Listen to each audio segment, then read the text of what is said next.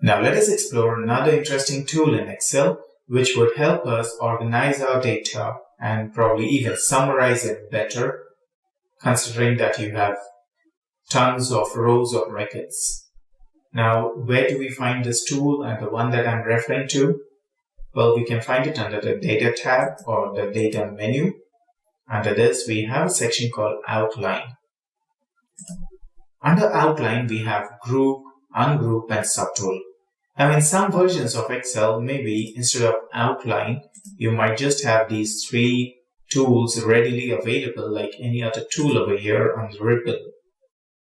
Maybe you might just see an icon for these, something like this. Just icons, but no indicator or text indicating what these icons are for. So to begin with, let's make the best use of this and see how it shapes up for us. I would start with the subtotal, but how do we start that? First, I have some interesting data over here. That's global imports, month-on-month data. Now, this data has been sourced from OECD, which stands for Organization for Economic Cooperation and Development. We have the website here. This is an open source data that's publicly available, and let us try to analyze this. Now, we have this data. I've just arranged this in a vertical format over here, and we have some data segregated by region, countries, respective months, and corresponding values. To begin with, I would like to see the subtotals region-wise. So how do I start with this? Well, since I have my cursor on the table, I can just click on subtotal. However, in case if that doesn't work, all you need to do is just select this entire table right from top to bottom, go to Outline and click on Subtotal. You get this window here and it asks, at each change in what? Which of the columns do you want the subtotals for? I say that at each change in region, that is region-wise, I need the totals. Now here we are taking the totals, so it's the sum function. Well, in case if you want to take an average, we also have that option here, max. That's the highest value and the lowest value is in min and log many. Count may not be a good idea over here because it's a very limited number of countries here and you will find the data recurring all across. But sum or average would make a lot of sense, maybe even max and min. For now, we'll stick to sum. Now add subtotals too. Now, I want to take subtotals of value in US dollars, million. Okay, I do not need to take a subtotal for any of these. Now, by default, replace current subtotals is checked. Generally, we leave them checked because that can help us get legitimate, proper, or rather, I would say, updated data. Now, page break between groups. Now, that's generally for any form of print layout. We don't need to bother about that as of now. All right, and summary below data. So if I were to click on OK, what do we get? Now let me scroll this all the way to the top and you see Africa, that's one region. Asia is another region. Central America is the third. And then we have a long list from Europe here. And then Middle East. Now when I say Oceania, that's Australia and New Zealand over here. There are many other countries, but we have just an extract of the huge list.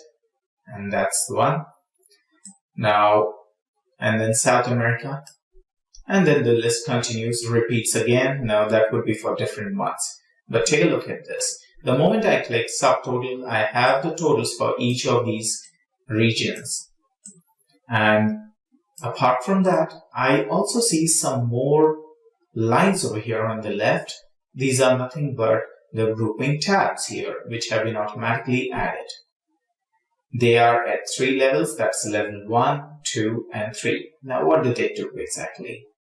Now, when you click on these tabs, okay, they would display the data at that level. For example, the highest level is number 3. That means to the detailed level. That's exactly what we are looking at. When you click on the number 3 tab or the highest number of tab, this might go on 1, 2, 3, 4, 5. You might have a number of layers as well.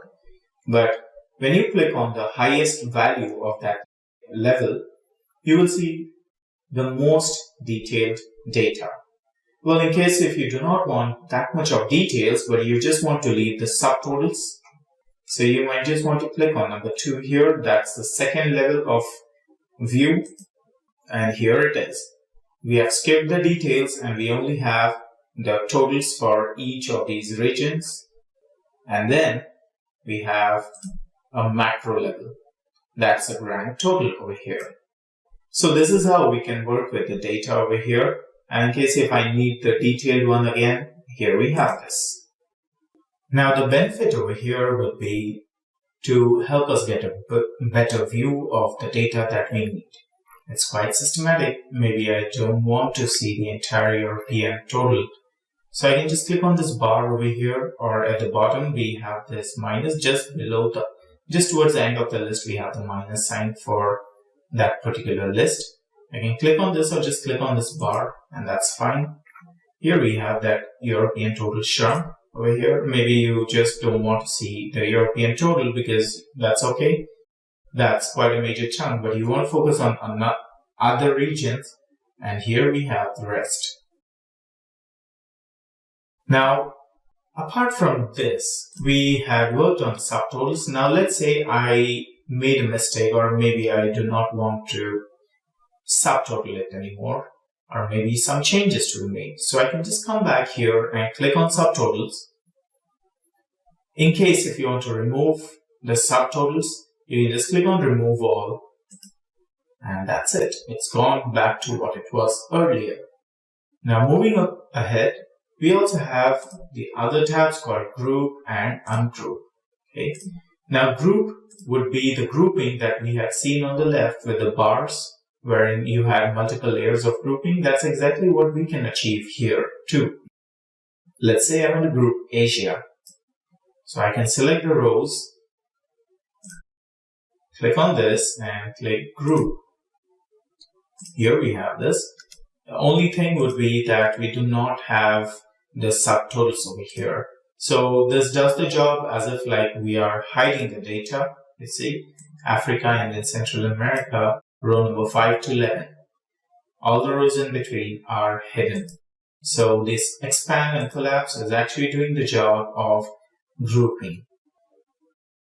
Now we might also consider having subgroups within them as well, something like this.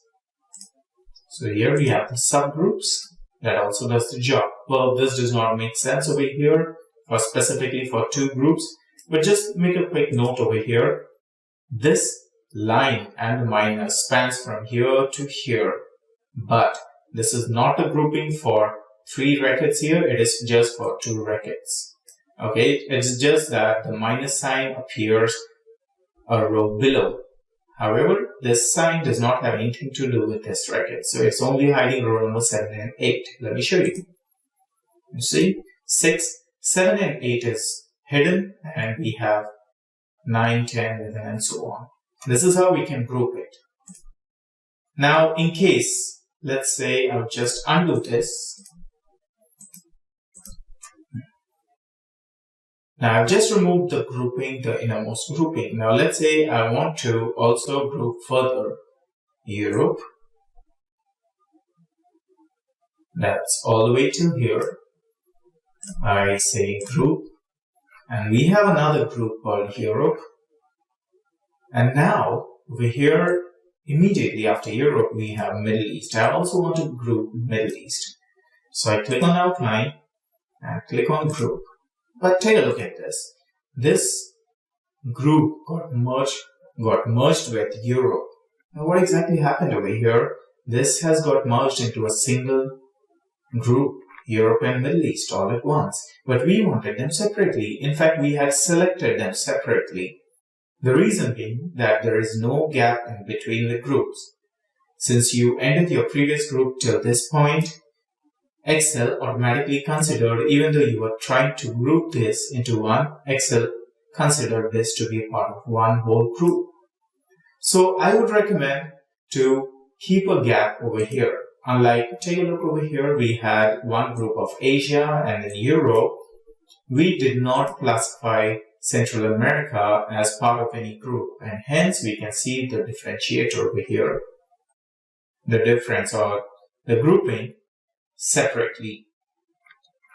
So in case if there is no way that you have any extra record which need not be grouped, so all you can do is just select this. Maybe, for example, if this is a blank record, then you might be able to group this, something like this.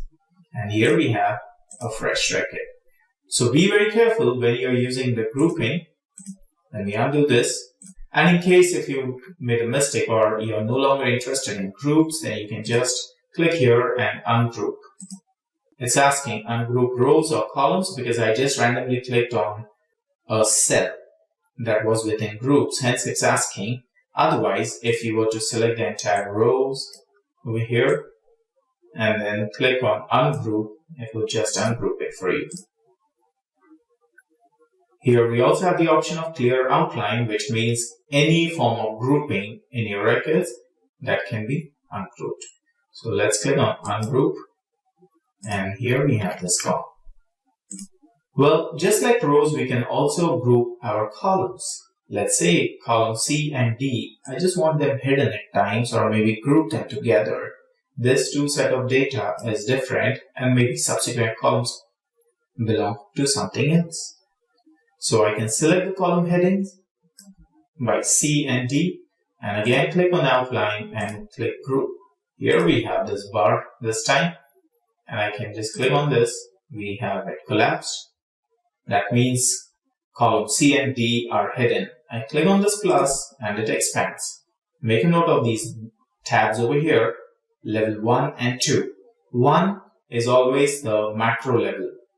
So when you click on this, all the data is shrunk to the very macro level. And if you want more details, click on the next level of tab and you have this. Well, the more number of levels of groupings that you have, the more tabs that you will see. And this would be quite interesting for you to organize your data better. For now, in case if I need to get rid of these tabs, all I need to do is just click on ungroup and that's it. It did not ask me any information because I had already selected the columns. I just clicked ungroup.